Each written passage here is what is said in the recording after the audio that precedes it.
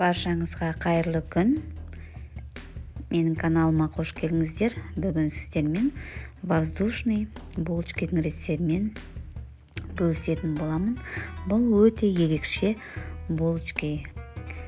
Японский рецептпен жасалынады. Видеоны ерінбей соңына дейін көріңіздер. Достар, егер де менің каналыма тіркелмеген болсаңыздар, тіркеліп, комментарийға тілек білдіріп, лайк басуды ұмытпаңыздар. Ендеше рецептпен бөлісе кетейін.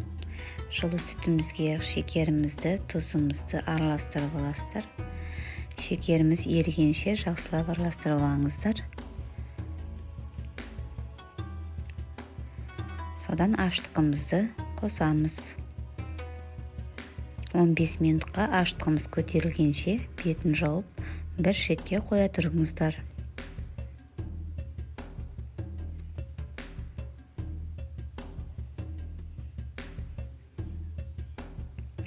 Енді ұнымызға қайнап тұрған ыстық суды құясыздар. Бұл булочканың рецептінің құпиясы осыда. Қайнап тұрған ыстық суды ортасына қойып, қамыр илеп аласыздар.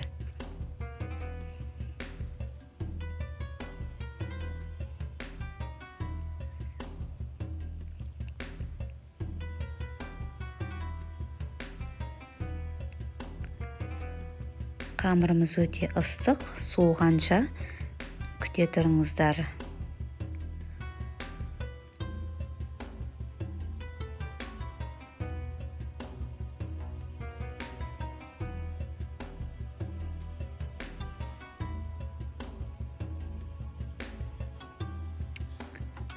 Енді қамырымызға 2 жұмыртқамызды қосып алдық.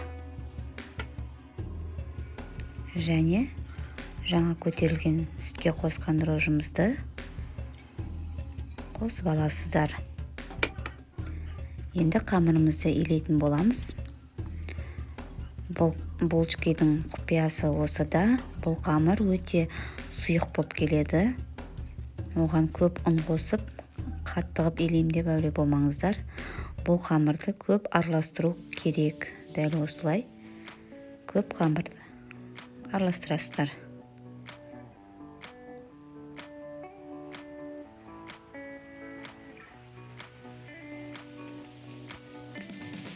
Және сливочный масламызды қосып, тағы да араластырып аласыздар.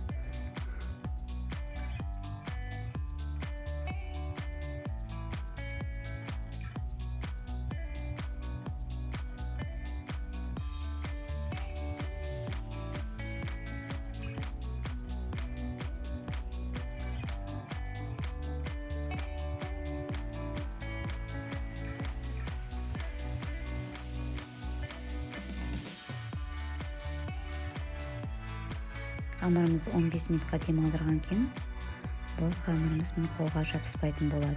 1 сағатқа көтеруге қоямыз. Қамырымыз көтерілді. Енді біздің булочкамызды істей берсек болады.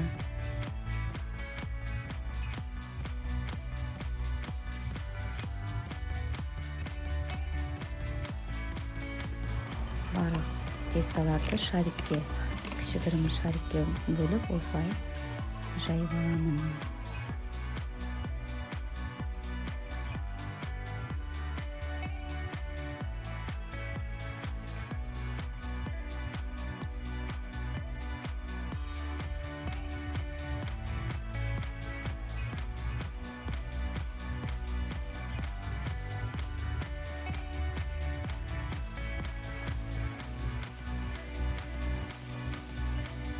Дәл осы рецептпен менде 60-қа жуық булочка шықты. Өте көп рецепт. Егер де азғантай жасаймын десеңіз, осыны 2-ге бөлесіздер. Бетіне жұмыртқасын жағып, 170 градуста 25-30 минутта пісіресіздер. Астарыңыз дәмді болсын. Достар, менің каналыма тіркелуді ұмытпаңыздар. Менің каналымда тағы да көптеген рецепттер бар.